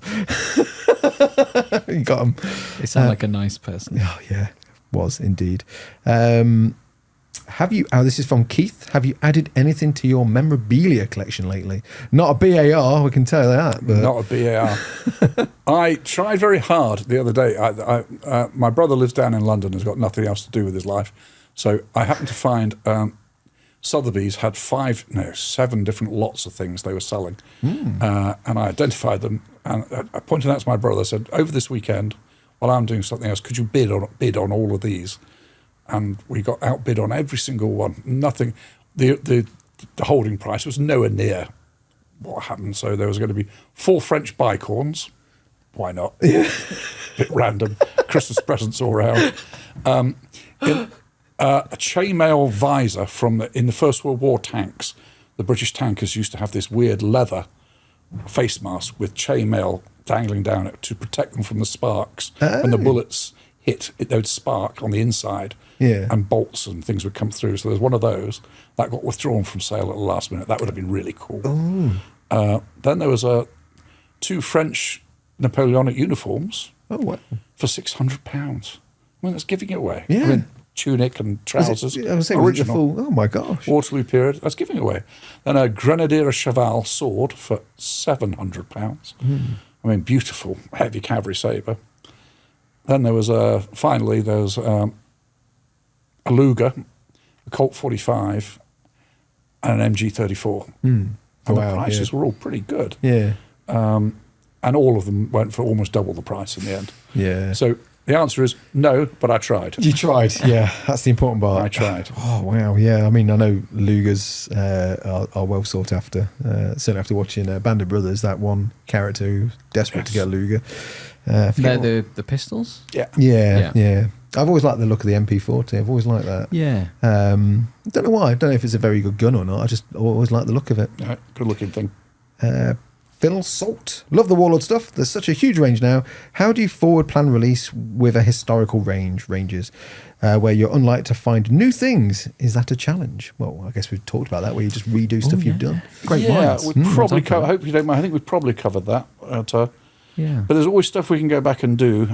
Even when we think there's a complete range, go back and perhaps do another character figures. Everybody would like another sergeant in a different pose, perhaps, or with captured weapons, or something like that you can add to the range, and something really cool. Yeah. You know? And also, like, I guess those diorama pieces. Like, Diorama pieces. Is it Corporal or Sergeant Earwick that gets the eagle? Sergeant Scots Ewart. Grey, yeah. Yeah. So stuff like that. I'm always a fan, because that would be great when I do my diorama. Maybe not that moment in time, but Subway Justice, a chum of ours, Richard. Hi, Richard. Question for John: what's the future of Conflict 47 hold? Any tidbits you can reveal about the most grand of weird World War II games? Well, thanks for the question. We're putting a team together to give it the justice that's due to it. It's been around for a number of years, and it was run by a team called Clockwork Goblin, who did some brilliant work in getting it to the stage it got to. But they all had real jobs. I think one of them was a major in the army, so they couldn't give it all the love that it needed. So we've now got the license for it, so we can now take it on ourselves and push it in a slightly different direction, but still following the great notion of these rifts appearing in the skies after the atomic bombs were dropped, and weirdness going on in all sorts of magics and strangeness and mutations. And I think we're going to make it a bit darker. Good, yeah. Because I think it needs to be dark. It's another 2 years of the Second World War. God, how dark must that be? Yeah. How bleak. It's going to be bleak. Yeah. And then we're going to go hard on character models, because that's one thing we didn't get many character models. And having things like regiments of renown is really cool. Having a major, whoever he is, and his followers, or I think that gives a bit more character to it. Because I want to chuck into that as well. Because it's made up. Would you go into the realms of, like, not even characters from history, but like fictional characters from that time? Would you potentially like incorporate them? So maybe like Indiana Jones. I think we could do anything. You're right. We got a new writer, which more to reveal later, perhaps. And he or she has got a brief to take it anywhere they like. And I'd rather let them have a long piece of rope to go and do it, rather than me tell them what I want. I want the writer to really take it and take it to wild places, and the wilder the better, I think. As a fan of Wolfenstein, pseudoscience Nazis is just great when you just get weird. Did you say you're a fan of the Nazis there? No, I said as a fan of Wolfenstein, the computer game, pseudoscience Nazis, killing them is great. Sorry. I misheard you. This is the internet, John. Someone will clip that and go, what? That was the intention. Pat's going to make a short and put it on YouTube. No, Peachy says I won't he likes the Nazis. I won't do you Swap dirty around like to that. me saying it. Yeah, Just like Indiana Jones, I love Nazis, dead. That's the best kind of Nazi, is a dead Nazi. So I always try to work out if there's a quicker way of saying this, but Mike has gone, I bought some SPQR. I always want to say Sparko, which is the Rome stuff, isn't it? The Senate of Rome. I brought some SPQR Germania units from the clearance sale. Does clearance mean the range is being discontinued? Oh, sorry, I'm struggling to read today. And talk, apparently. I'm really enjoying the skirmish range. I understand the business side of it. If it's not doing that well, that'll be cut. Just a heads up if I need to buy more. It will be being. We never get rid of any system, because I don't want that reputation of that company gets rid of things, because that's not good. But have we got any plans for anything in the next year? No.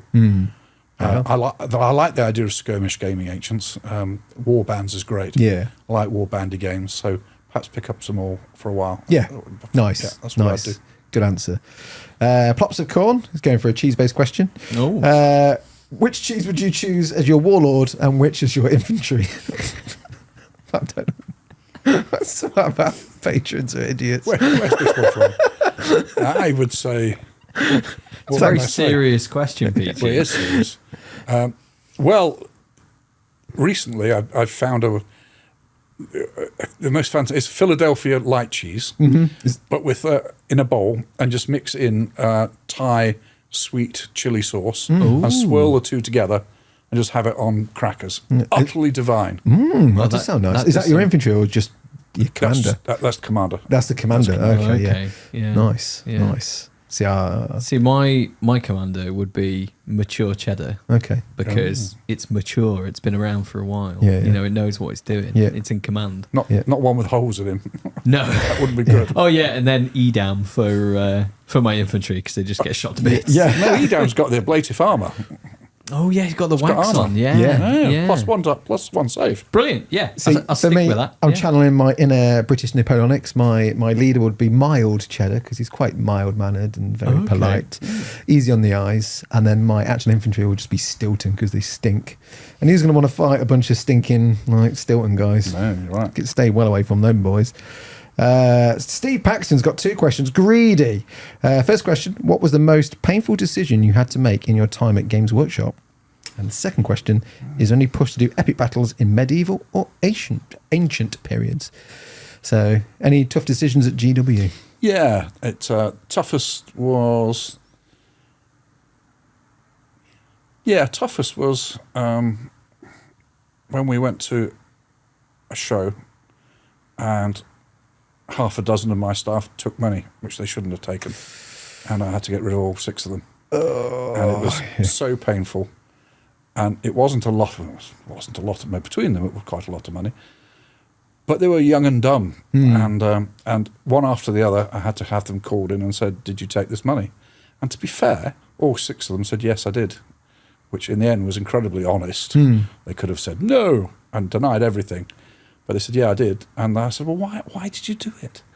And they'd worked themselves up into this stupid thing. They said, "Well, everybody steals, don't they?" I said, "No." The second one was, "It's insured, isn't it?" I said, No, of course it's not. And then and that's what they thought, that it was a victimless crime, that everybody did it, and it was insured anyway, and that's what they'd worked out the day before.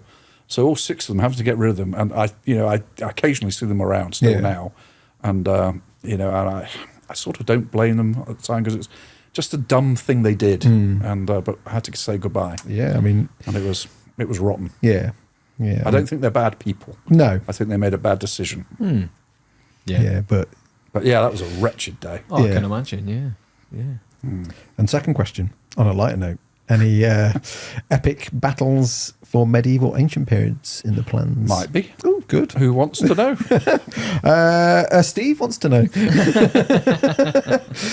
Fernando, did the growth of tabletop RPGs and Warhammer in general affect positively the historical market and brought in younger players? I've started the hobby as a kid painting historical models, then in my 20s made the transition to Warhammer. Now in my 30s I'm waiting on my first child and can find myself more drawn to the historical ranges. I've heard mentioned before that this is somewhat of a common journey, so maybe the next step will be trains. I think you've kind of answered your own question there, Fernando, but did you find that? Well, I think that seems to be certainly my journey. Is I was a historical gamer, then got into fantasy for a long time, and then come out the other end into historicals again. There's no doubt in my mind that an awful lot of people who play the bolt action, and certainly a lot who are going to play Conflict 47, will be 40k players. Yeah. And they'll think, right, I've done my 40k. I've got most of my army. I'm going to try something different. Now, it doesn't mean they're going to drop Warhammer, and why would they? But it means they've found another outlet for their interests, because if you're a bloke, you can't help know a little bit about World War II. Yeah. You know what a Tiger tank is. You just do. It's in your DNA.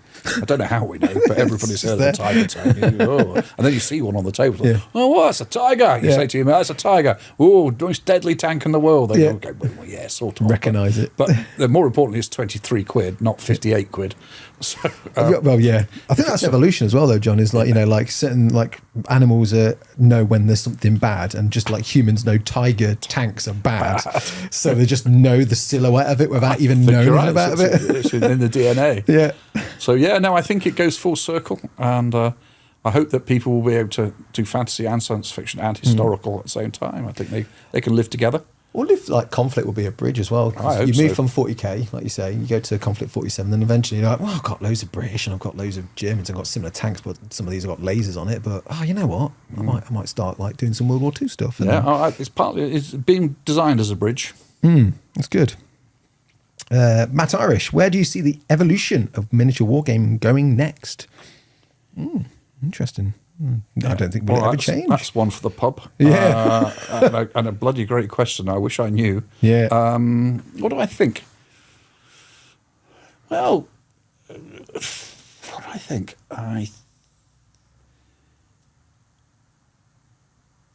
Wargaming was going to the war band. Everyone was downsizing. Everything was just going to war bands with a little bit of our laziness that we have, and just and I think it's coming back out because we also did Saga, for instance. We did it ourselves. I'm not having a pop at anybody. That's what we did too. But I think wargaming is getting. Weirdly, it's getting bigger again. That's why we went to Epic. So people suddenly have. If you buy the Epic American Civil War game, you get 2,200 miniatures, which is huge, and loads of cannons and everything. So that's going for the large game again. Yeah, yeah. So we're hoping that it's going to get big battles out there. It's to inspire people. What's been wonderful for everybody is people like Army Painter and Workshop bring out all these marvellous paints where you just wash over and they look great. You think, wow, it's all done. Dries within 3 minutes, 4 minutes, and it's dry and you can just do the next thing. Yeah. Bish, bash, bosh. And lovely, even the terrain material you just paint over and it's just chalk and cheese to what it used to be painting, Painting was an old chore. Now, any of us can bash something out and it looks pretty good. Barrier for entry is certainly lower, I think, isn't it? Oh, I had a patron, one of our patrons, I do one-to-one sessions where I just, whatever they want, teach them how to paint, talk through things. And one of them was a session on painting stuff, and he wanted to know a bit more about the contrast paint, speed paints. And I had a sprue of the War Games Atlantic Prussian Reservists. So I was like 6 on it, and I just sprayed it white before just to show him the different effects of colours. And I was like, oh, you know what? I've got one left. I'll just show how to paint a model just with contrast paints. And because the Reservists tend to have like light grey, and some of them can have like blue tunics if you wanted to, I just went all over with like a light grey. How long would it take to paint that? It literally took me like 10 minutes to do one figure. And if I was doing it on the sprue with all 6 of them, it probably would have taken me about like 20 minutes to do all of them, because you just like slap on the grey all over, slap on the brown for the muskets. And he was like, that looks great. I was like, as it dries, it'll pull away a bit more from the edges. So you get a highlight, so you get base coat, shade, and a highlight. You wait till you see a varnish as well. Yeah. And it was blown away by the effect. And I even looked at it and like, why am I building them or putting them on bases? I can just, because they're in the march pose, I could just literally just clean like whatever mold lines I can see and just do a whole bunch of these on the sprue. So that's my next plan for those. So do the same with the Warlord stuff, because they obviously have like a little sprue with them all on, and I can just easily paint them. Because sometimes you do get the kits where like the Perry sometimes have the arms separately, you have to add them on, but when they're in march pose they've got one arm down by the side. So easy. Love that. Ross, what do you enjoy about historical gaming that you don't get in fantasy and sci-fi games? Research, I guess. It's researching it. The nerd in all of us as gamers, finding out what Russian grenadiers wore on that time, what period, what shade green it is roughly, and finding out as much as I dare without being mad about the Russian infantry of 1812. Researching it, looking at paintings, reading up about them, their tactics, how did they differ. You find that the Russians they could form a square, but generally they just pressed in on each other like penguins and just faced outwards. So they just clumped together and said, come on then. They look hard. So they don't even bother forming. Come on then. I think that's the great thing, because with like, let's say Warhammer 40k, you don't get that. You kind of, there's a bit of history. There's like, this is what Ultramarine looks like, and depending on which company it is, this is what it looks like. But like, I've had that when I was doing the French, because I've not really done much Napoleonic French. Duncan used to do loads. I just kept to the British, and I was getting all this stuff done for Chosen Men for Games Night, and I was like, I know nothing about the French. I don't even know how the companies work. So I got a couple of Osprey books and started painting some up, and I was like, why are these ones in white? I don't understand. And then just like looking, I was like, they look quite pretty. Oh, those have pink. I'll give them some pink facings. Oh, they're the 33rd Regiment. Okay, I'll do those. That looks fun. And then you start reading, you're like, oh, they ran out of indigo dye for 2 years. Oh, this is amazing. And then you just get like little snippets of like information and history. And I love that kind of stuff. Now, I will say though, as I've got older, I'm now 62, when I'm painting something, I do think I can't be asked to get all the pom-pom colours correct. I could go upstairs. I could go upstairs and look it up, but I'm just going to do them lilac and yellow, and I don't care. They're mine. Yeah. And, if anybody wants to tell I'm wrong, I'll give them a good slapping afterwards. But in the end, I just don't care anymore because I'm too old for that. It took me ages to find that out. I was like, what? And whatever looks good, as long as it's not ridiculous. Yeah. Do it. Yeah, the British, it was like, if they're on this side, they get green. If they're on that side, they get white. If they're in the middle, it's white and red. And sometimes I can't be bothered with that. No. Because it's what looks cool. Rule of cool sometimes. Rule of cool, I'll go with that. Even for historical gaming. Yeah. Absolutely, yeah. Shackos and Spruce, great name. As one of the big Wargames companies, excluding those guys up the road, Warlord Games have a reasonably open and transparent culture from the outside, happily sharing lots of information, including the excellent open days and studio tours. Kind of discussed that. How do you continue to encourage this as well as make sure it remains a thing in the future, especially with the potential for a publicly traded company like Hornby having the option to take a controlling stake? That was quite in depth. It is. That's a two-pipe problem, that one. Well, so we've got a plan for 3 years. Yep. And we try and stick to that as best we can. We do try and be transparent on the open days as much as we dare. We do have some secrets, of course, which you do have to keep quiet. And not many. I'm not. But because it's historical, people can go and do Panzer Grenadiers whenever they like. If you know what I mean. Whereas if you had some sort of new Space Marine chapter, you might not want to say it looks like this. Yeah. In 2 years' time, it will be coming out because other people might say, "Well, I can make something look remarkably like that in the next 2 years." And gobble it all up, before you get there. That would be irritating. Yeah. So. But for us, because it's mainly historical, we don't have to be too worried about it. The deal with Hornby is they own 25% of Warlord, but not a controlling share. So at the moment, on a day-to-day basis, we hear nothing from Hornby. They do their thing, we do ours. And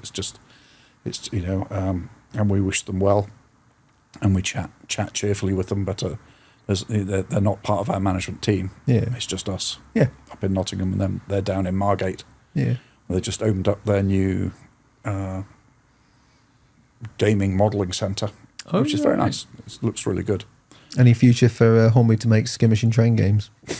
Well, battle trains. Well, you never know. Well, they've got Airfix as well. That's true. They're I've got part of the Airfix group. So Airfix. They're making some marvellous models at the moment. They're making some tremendous stuff, Airfix. They really are. I haven't looked at Airfix since I was a kid. Well, they're worth looking at again now, and because they fell way behind the Japanese and Chinese people making all their wonderful models, the Dragon and Hasegawa and Academy kits, all those which knocked them into a cocked hat. But the ones they're bringing back again now are equally good as the Chinese and Japanese ones. They're great. Yeah, I've seen a few kits, like some really entry level sort of cars and planes for kids to build and stuff like that. They're entry level stuff. They're snapped together. Nice. Really amazing, really simple. You're just like, that's great. Yeah. But usually the middle of Lidl, they sometimes have Airfix kits. You're like, huh? No. What's that doing there? No, your 6-year-old, I'm sure, would like one of those snapped together. Any of those kits. Yeah, he likes cars, and they do a fair few of them. So I don't know what's going to happen in the future, but he keeps asking me for an Audi for Christmas. I was like, what's Santa going to get? He's like, can I get a green Audi? I'm like, where does this kid come from? Why do you want not only just one car, but specifically a green Audi? Well, you could always spray it up, even if you can't get a green one. You could be able to respray it. Yeah. Shouldn't you? Mask off all the other bits. You'd be able to do that. Easy. Yeah. You could do that. Good thinking. Yeah. I didn't even think about that, so it's good job John's here.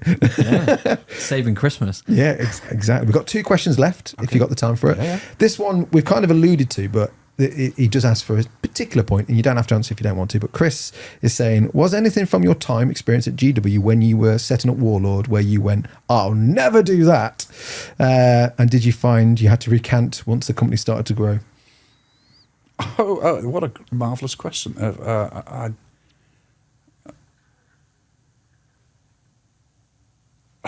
One of them was, I'll always treasure the first sale I make. I'll look at it on the internet and take a picture of it, and I never did. It just got too busy. I have no idea what the first thing I sold was. No doubt it was a box set of those. But it might not have been. It might have been an Archer or something. But I thought, I've got to remember that to the day I die. No, you don't. and you make yourself daft things that you think you'll do. Yeah, but that's just life comes in the way. So it's a really good question. Yeah, so that was one of them. Yeah. I think I'll never do that. Yeah, I when I started an Instagram account, I was like, I'll always remember my first follower. Couldn't tell you who it was. No. Not a clue. It's probably my dad. And last question. How do you go about creating a customer base as a new player in an already niche market? That's from Richard. Great head. Tell me again, one more time. I just deleted it like an idiot. How do we get new customers? For a niche hobby. Such a niche hobby. Right, well, when I set up Warlord 16 years ago, when me and Paul sat down there and we came up with the name Warlord, which was an old British comic for those who don't know, particularly for you overseas guys. A black and white British comic, classic stuff, and very boys' own type thing. And that's what we wanted the style of the company to be. So very quickly, we had a chap called Andy Hobday came and did us a marvellous website, which, going back 16 years, it sounded like a big dog. It barked really loud. With not much behind it, with one box set and a few metal sets, but it looked huge and it made us look great. So I very quickly realised that people are going to go into two camps. I personally think there are maybe 250,000 historical wargamers in the world. I've worked that out over the years through various things, of which a third are in America, a third are in the UK, and a third the rest of the whole world put together. And so by having this great website and with everybody ordering stuff on the new magical thing, that within a week, within a month, say, every existing wargamer will have heard of Warlord, and I'm not saying buying from us, and also with that Roman on the front of the magazine, which puts it into everything.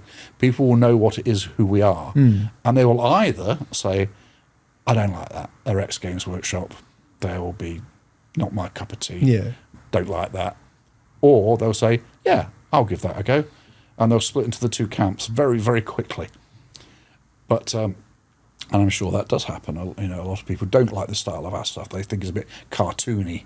It's all action-packed and daka. That's Games Workshop. That's rubbish, that is. Yeah. I want boring models. Not boring, but different models. I know what you mean. You know what I mean? They like it their own way. And that's absolutely cool. So we knew that straight away. But to grow the company, I knew that it would absolutely have to get lots of new people in. So that's when the marketing tricks of going on the front of the magazine. So when you say we're going to do a 28mm plastic Roman, a lot of people say, I don't like bendy plastic because they only ever had Airfix before, bendy plastic. I don't like, but if you put one in their hand, they go, I see. It's, yeah. And then when they put some, and they look at it and they think, well, actually, the paint's really nicely.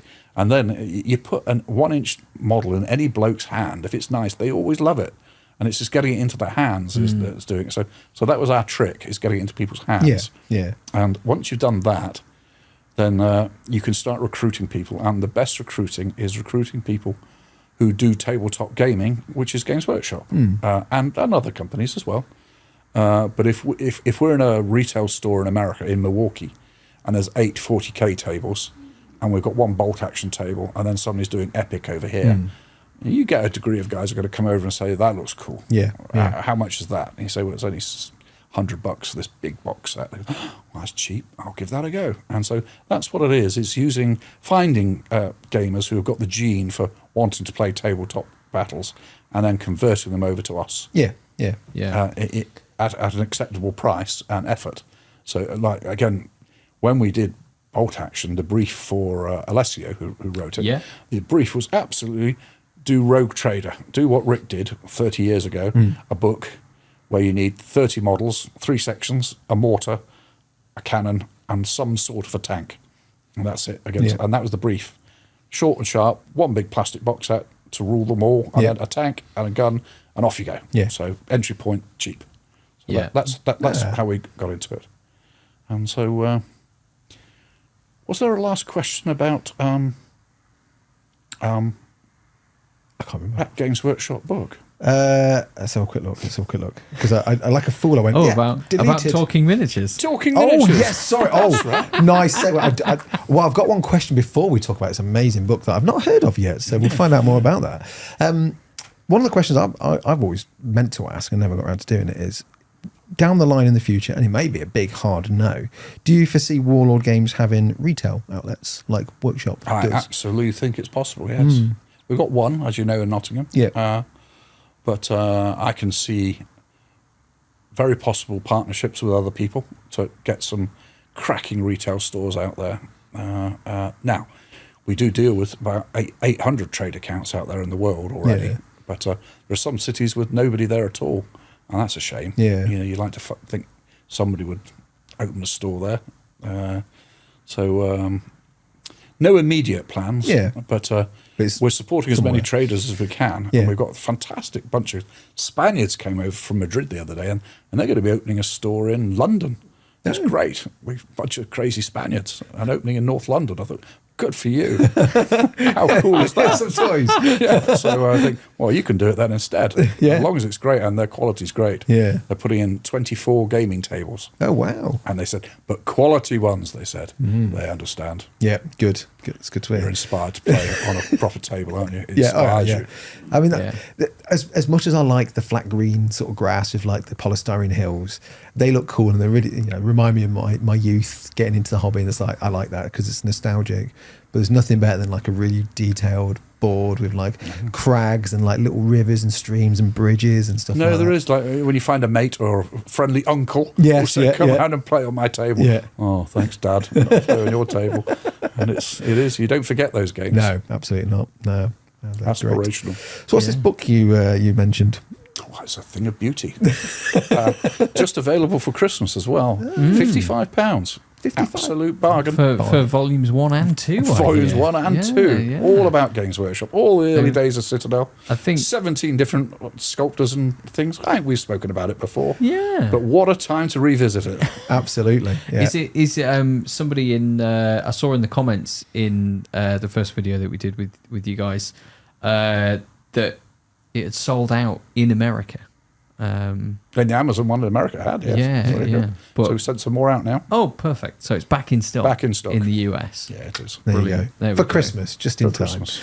Yeah. No, it was good. Yeah. No, it was a pleasure having you on the first. Well, it has been at yours and you coming on to the cameras, but it's been an absolute pleasure just talking more about Warlord Games, its starting roots and where it is now and where it's going. So very exciting, really. Well, I've thoroughly enjoyed being interviewed by you two guys, and what I loved about it also is that though the focus is on Warlord, that we've been able to go up and around on a hound and back in all other places as well about paints and glues and thing and cheese. thing and history of Yeah.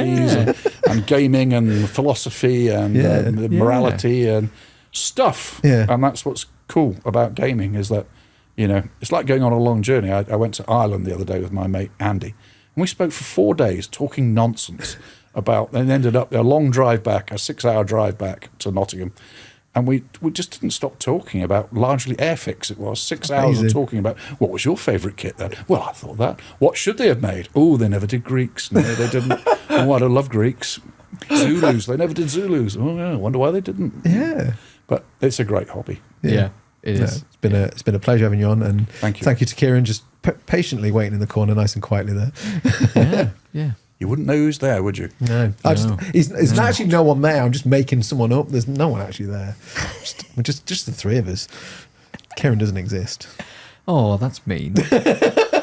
Well, thanks for doing all the techie bit. Looks fantastic. He's the master of the control box. I always say Sitting there like Davros. yes, yeah. I think I look like one of the old school sort of like football commentators with these silly headphones on. You do, but you're connected up like the Emperor. Yes, yeah. I've got. I don't know if I can lift this high enough. Ooh, camera changer. Ooh, yeah. So there we go.